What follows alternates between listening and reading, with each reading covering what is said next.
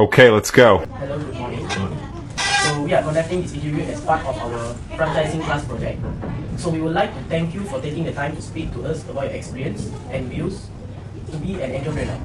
So the purpose of this interview is to get your views on this matter from the perspective of the franchisor, like respective self. So the entrepreneur interview question that I'm going to ask for the first is, could you please introduce yourself and tell us about your educational background, entrepreneurial journey, and current business? Okay, good morning. My name is Prakash Murgia. Okay, I graduated with a Bachelor of Science in Mechanical Engineering from Robert Gordon University, Scotland. Then I graduated in year 1999, end of in 1999, and by year 2004, I got my first job as a plant engineer in Taiko Bleaching Earth. It's in Paribunta. It's a company producing bleaching earth for palm oil products.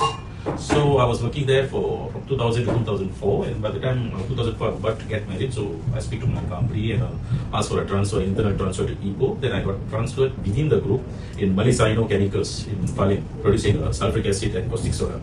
Then I continued here as a plant engineer, so from 2004 to 2010 when I resigned and I joined with my parents here in the shop.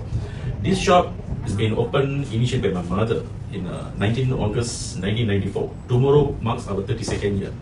Tomorrow is our anniversary, 32nd year. So I joined my mom in 2010 as a director here. So your current business? This is my current business. Yeah, and my education also, while I'm working in Paribunta, I pursued my MBA with Nottinghamton University. Then that has derived me to go more into business. Then I jumped into this business in 2010 till now. I see. Thank you, sir. So the second question, what motivated you to start and expand your business?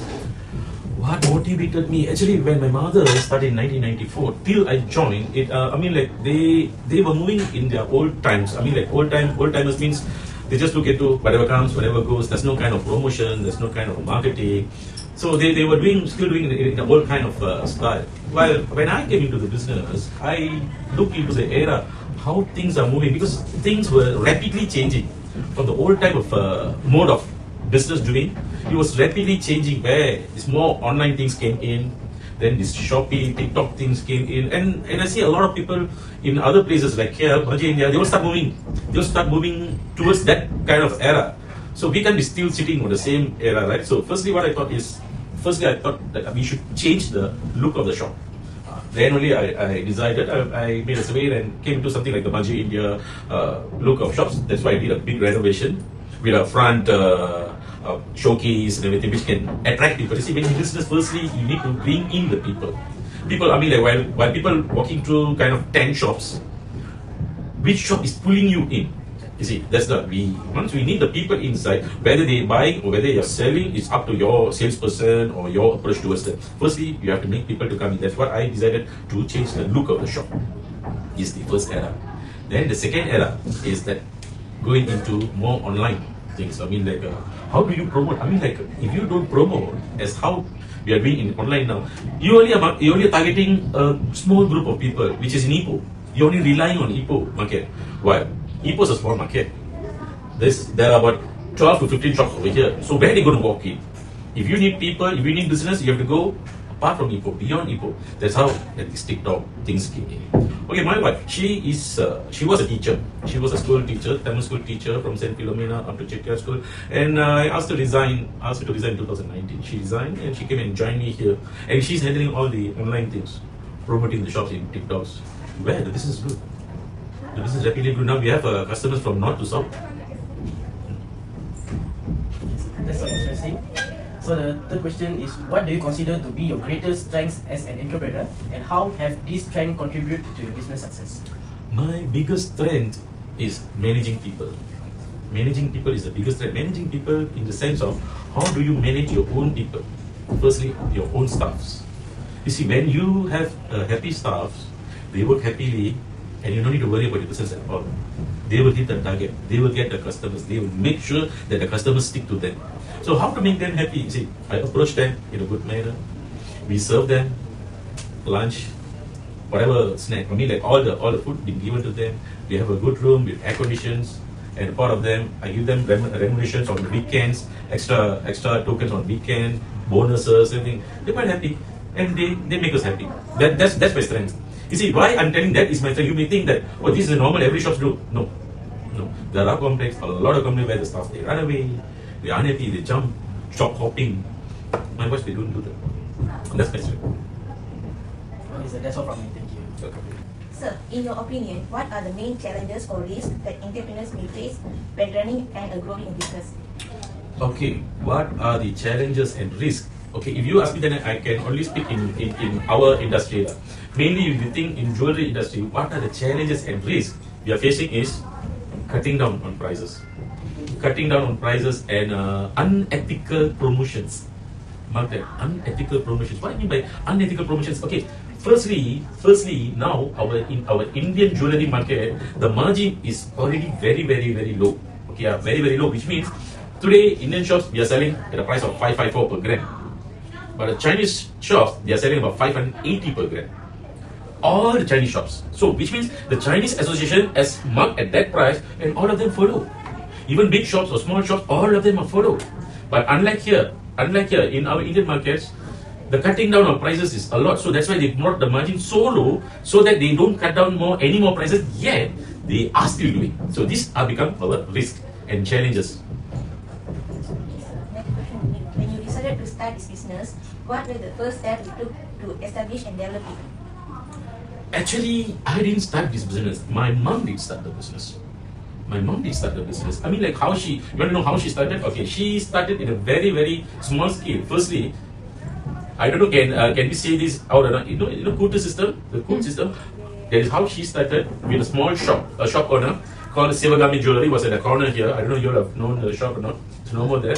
So she was helping that uncle. Then actually that uncle is originally from India. So on and off, he always goes back. So while he goes back, he let the mother to run the shop, to juggle the shop. That's how she has gained his confidence and everything. And end of the day, when the uncle he wants to permanently go back to India, he handed over the shop to my mother with a certain sum of jewelries, which my mother has paid him. That is how my mother started. Till today, we have grown to this level. Do you believe introducing new products or service is important for business growth? Why or why not? Do you believe in it? I mean, yes, I do believe. I mean, like introducing new products. I mean, like as a consumers, all of you know that everybody is looking for new products. So tentatively, yes, my answer is yes. But then, well, this depends because we are retailers. And we get a product from companies, wholesalers. So we do hope that they come up with new products. Nah? Other than that, what the other new products that we can make ourselves, we do. And other than that, if you ask me services, what makes me to make my customers comes back to me is that I have a special service here, nothing much, just a drinks. I believe, I don't know, but I believe that I'm the only shop in the whole country who serves coffee to my customers in the morning and ginger tea in the evening.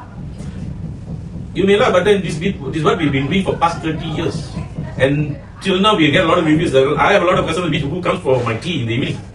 Because why is it? Because I have walked around in Maji India. I don't see any of the shops serving tea and coffees to countries. They mostly now, last time they used to give a patari, now the ones who know all are giving only mineral waters. For the past 30 years, we serve a special coffee in the morning and ginger tea in the evening. That's nice. Thank you, sir. Funny, So, sir, how do you identify opportunity for improve your product? How do we identify opportunity to improve? I mean, like basically, is what I say also. I mean, like to improve. I mean, like we can't improve the product here.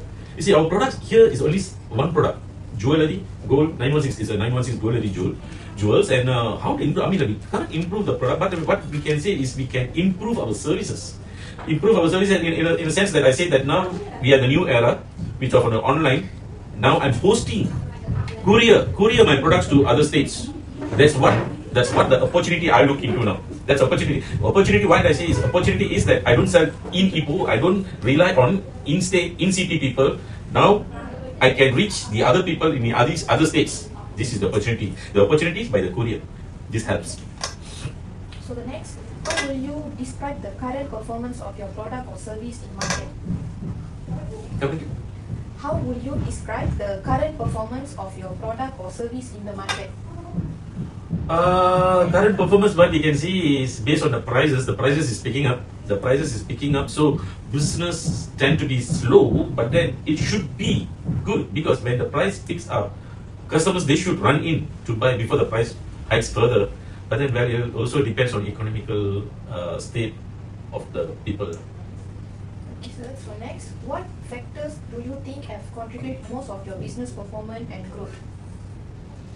What factors is that what I said, our approach towards the customer, our services to the customer, and our services to the customer on the other states to reach the product to reach them. Those are the things. There's not much. Okay, so next, what are your business goals and for the next 5 years? My business goal is to retain the business business and well-beings in the same manner, with increase of product and assets, and reaching out to more customers online. Thank you, sir. Hi, Sarika. So, what strategies do you plan to implement to achieve those goals? Again, same question. What strategies to implement to achieve those goals? The same, again, I will say the same strategy. You see, in my industry, in our industries, there wouldn't be much strategies because it's all ready-made products, it's all a showcase. So what strategies, if you speak about strategies, is approaching the customer. How do I approach my customer? How do I attain my customer? For instance, if you walk into my shop as a customer, in what thing you come? I mean, like you come in thinking that you must get the product which you are looking for in an affordable rate, at a discounted rate. So if you achieve, if you get what you are looking for, I've achieved you. I mean, like a customer. That's the approach. That's why I say that's the approach. How do we approach my customers in a polite manner and give them as much as possible what are they looking for? Service industry. It's a more to service industry.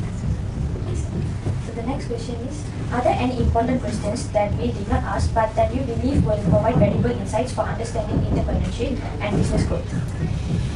Okay, if you talk about entrepreneurship, see entrepreneurship, when it comes to entrepreneurship, the gain and loss both goes to one person, the main owner. I mean, he's the entrepreneur. So, where it well depends is again I say when it comes to service industries means the service. How do you service your customer? What are they looking for? Do they get what they really looking for? I mean, do you able to give them? If whatever they are looking, the product is not there, but then would you be able to service them in future with an order? You take an order, deliver to them. I mean, like, reaching the customer's heart, reaching the customer's satisfaction is our. The last question, what key lessons and advice would you like to share with us? Key lessons and advice. The advice would be again back to customers are number one. Always make happy customers. That's what my best advice I can give. Customers can come in many characters, good, bad, happy customers, angry customers, whichever customers they come, you have to react in a way that you win the customers. Okay, so that's all from me. Thank you for your time and valuable insights. Your contribution is generally appreciated. Thank you so much. I mean, like.